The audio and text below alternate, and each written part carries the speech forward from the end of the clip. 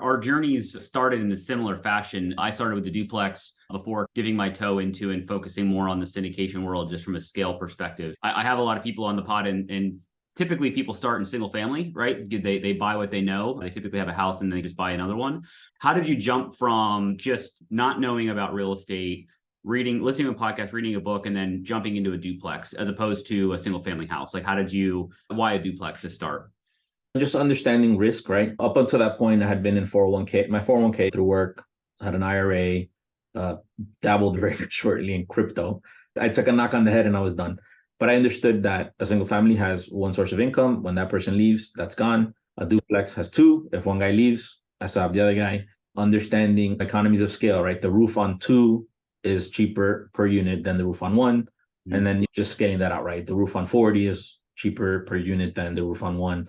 Yep. So writing out a business plan, one of the things that I've been congratulated on was writing a business plan before I bought my first duplex, right? So I took the time to do that and just to start really understanding what this company could be and what this journey could be by understanding what I wanted to be and what I didn't want to be. And I'm never going to be the person that as a jet setter. I don't want that life. I don't need that life. I just wanted slow, steady growth. And that's it. A duplex was a good place to start. The idea of a starter home where you can make mistakes, that was always very impressive to me. I'm like, who the hell buys a house to learn something? You're spending $100,000. That's an expensive lesson. But then understanding, no, you don't spend $100,000. You spend the down payment, you fix it up, and you manage it. And we brought in an investor. That's a whole different story of the birth of trying to help people and helping that investor shake off some fear and get into something.